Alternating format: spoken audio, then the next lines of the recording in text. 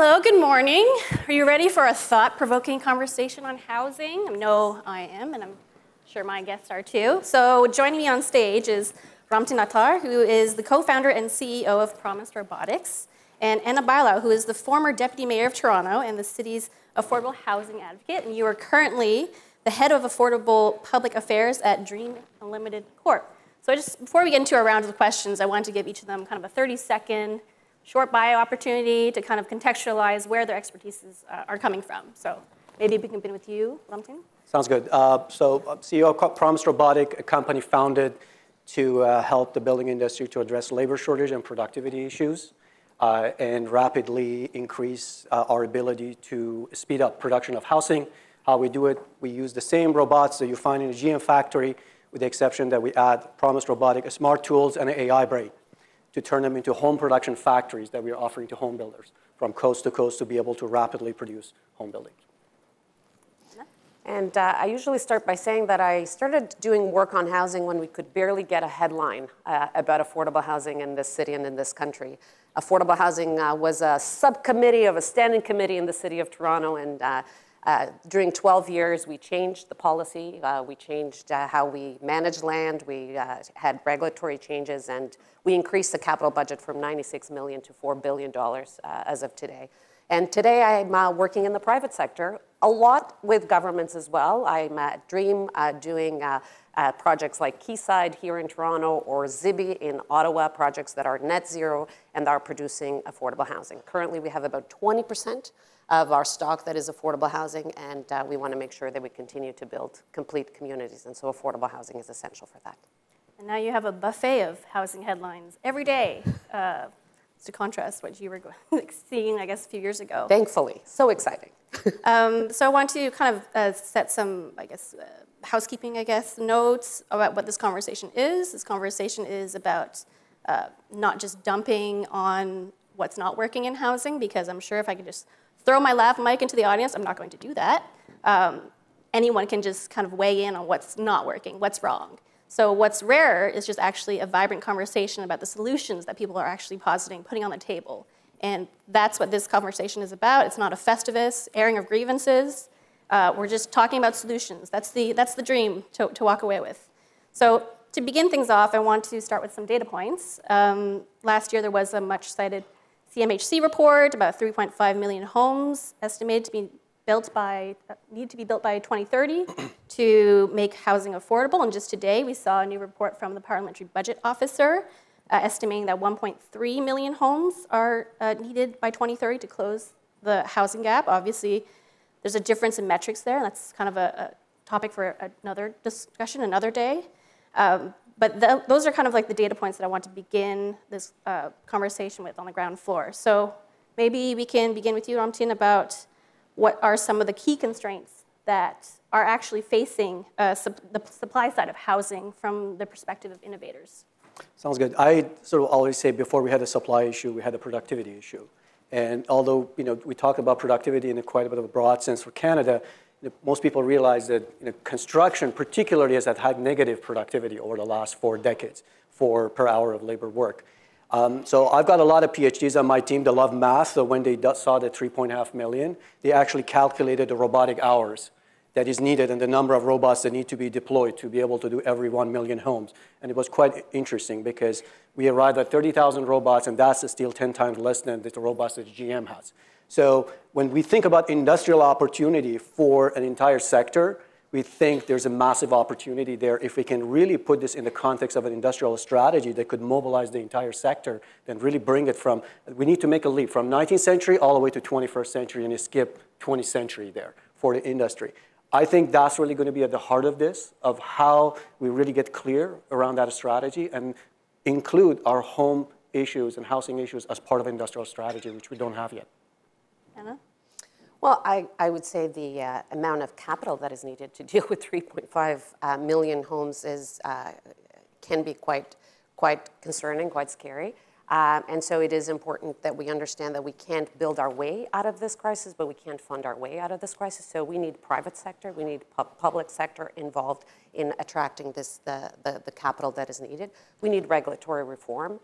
You know, in the city of Toronto, up to very recently, 70% of the residential area could not accommodate more than single-family homes and detached homes. Thankfully, that has started to change, but we need much more change, and we need to have quicker approvals and as-of-right zoning in the city as well. Labor shortage, something that is in the mind of everybody. So that is something that needs to be dealt with. So these are some of the areas. I usually say, you know, when you look at what you need to build a home, you know, 50% is costs of materials and costs of labor, about 30% is costs of taxes and government fees, and then 20% of financing and land and so on.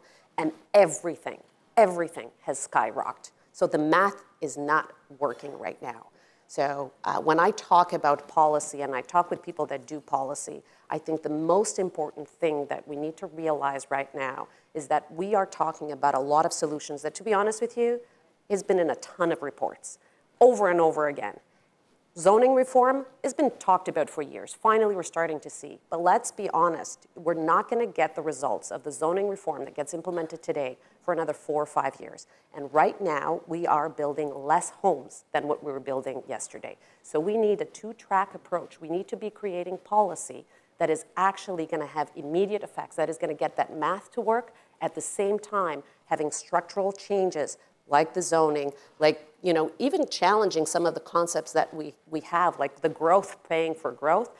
You know, these are things that are very structural and need to be challenged, but right now we need a two-track approach, because next year we're going to be in a worse position if we don't have policy that addresses and puts shovels in the ground today. So the home building industry is very obsessed with the concept of, you know, costs per square foot. Help me understand what's actually new that's happening in your areas of expertise that's actually going to help lower the cost per square foot in construction to actually incentivize more building. Absolutely. I mean, sort of as somebody who spends a lot of time meeting with developers and builders, I often ask, what's your total cost? And I'm surprised nobody has that data. And you're right, everybody just looks at per square foot. For just one average, a small single-family home, you have 22 trades. They need to come in, they do their work, and then there's a chain effect, and there's no continuity, there's no total cost. We talk to builder and say, hey, if you use this particular material, in the grand scheme of things, you're actually going to save. Just put your manufacturing eyes on, right? Because you're actually removing a few other inefficiencies. We don't take waste bin to the site. There's no waste bin when we do a project. Right? We take a photo, you see there's no waste bin. So we think there is a massive opportunity in really to, again, as I said, we need to make up for a century of missed opportunity for an industry that has not industrialized. And the good thing is there are solutions out there, but this is an industry that has not adopted technology. And I was listening to the last panel just before us that talked about machinery, the need for really pumping up how we really invest in the next generation of, we need to build. Right? That's really, I actually think we need to continue to build. I actually think what I have learned, capital often seems to be the problem, but the world is always thirsty for transformative ideas and a great story that it catalyzes capital.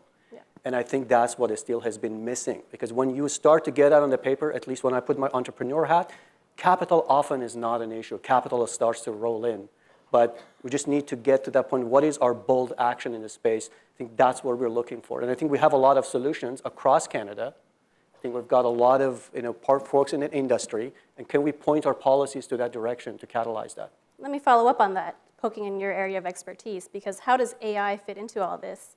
When we spoke before, you mentioned a really, I thought, really clever turn of phrase. You said that modular without innovation is just building indoors. Right. So what are some of the emerging uses for AI in home building that can actually get homes built faster? Absolutely. I think some of the key terms that often is now interchangeably used is industrialization, automation, and AI. Our industry is really mixing things up.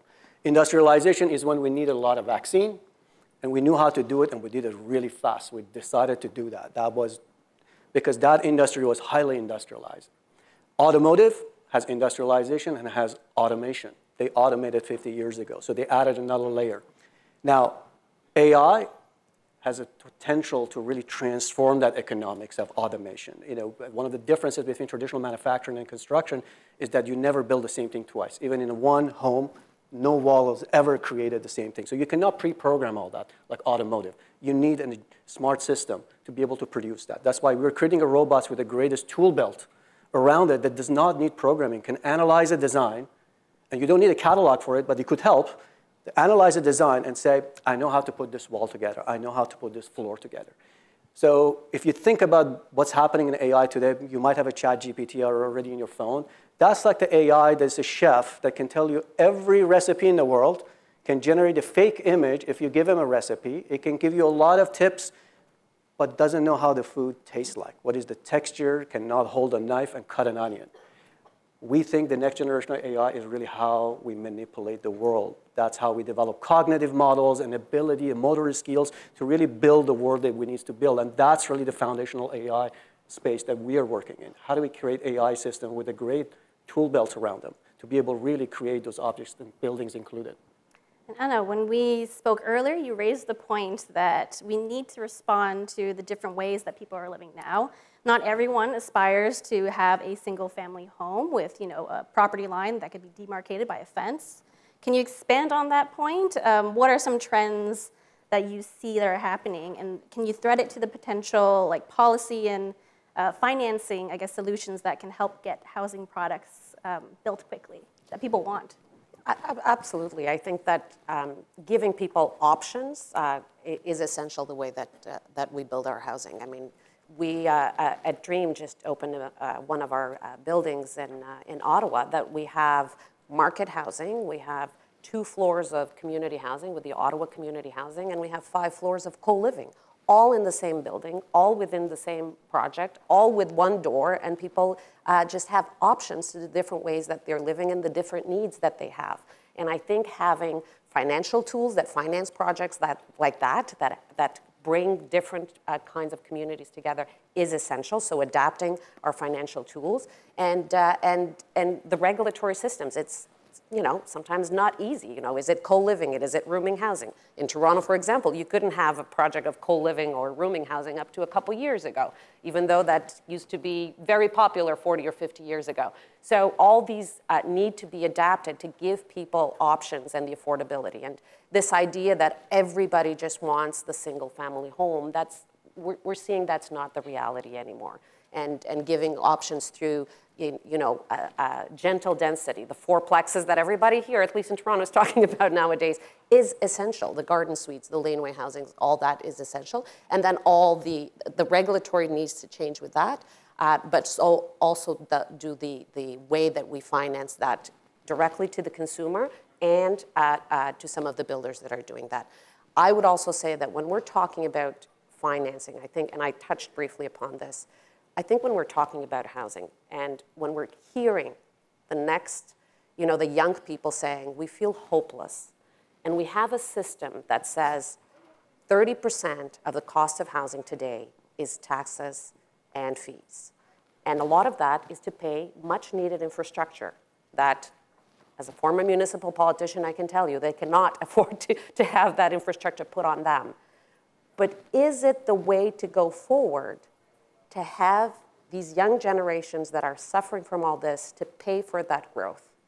Are we actually putting our country in a good footing by having them pay the cost of that growth? Or would we be better off in having a different system to cost that infrastructure? I think that is something that policymakers need to think about, because it's a big cost on housing. It's a big cost on future generations that are feeling handicapped and including their productivity on some of this. And so since we're talking about policy, I really did want to leave that in here because I think it is an important conversation that we need to have. So another important conversation. So looking at the housing crisis through a lens of productivity, does the narrative around the housing crisis need to be reframed as an opportunity to grow the manufacturing sector? Should it be part of an industrial strategy, similar to the treatment that we've seen with EVs? Like, would that kind of treatment, that reframing of the narrative, really spur innovation in the space?